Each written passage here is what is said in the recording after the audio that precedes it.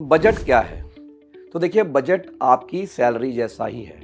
आपको हर महीने सैलरी मिलती है, फिर आप हिसाब करते हैं कि इस सैलरी को आप कहाँ-कहाँ खर्च करेंगे। वैसे ही सरकार अपना हिसाब करती है, फ़र्क इतना है कि आप हर महीने का हिसाब करते हैं जबकि सरकार पूरे साल का करती है। इसका कारण ये है कि सरकार का जो वित्त वर्ष है वो 1 अप्रैल से शुरू होता है।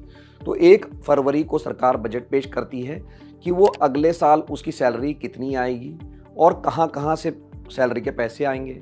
और दूसरी बात, जो उसकी सैलरी आ गई, जो उसकी आमदनी हो गई, उसको वो कहाँ खर्च करेगी। तो ये है कुल मिलाकर बजट। अब आप कहेंगे मुझे क्या फ़र्क पड़ता है, सरकार का बजट है, मेरा बजट थोड़ी है।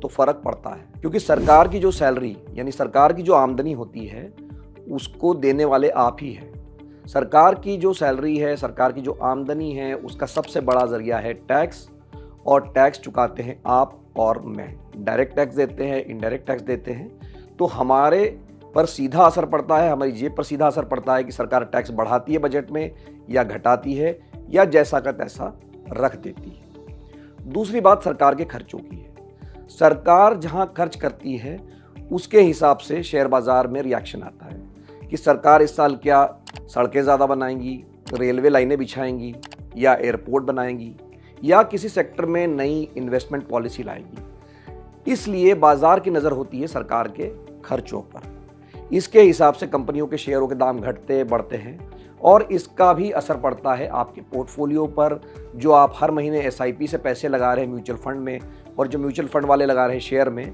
तो बजट से सीधा असर सरकार के जो खर्च है उससे आपके पोर्टफोलियो पर भी पड़ता है। तो अब आपको समझ में आ गया ना कि बजट क्या है।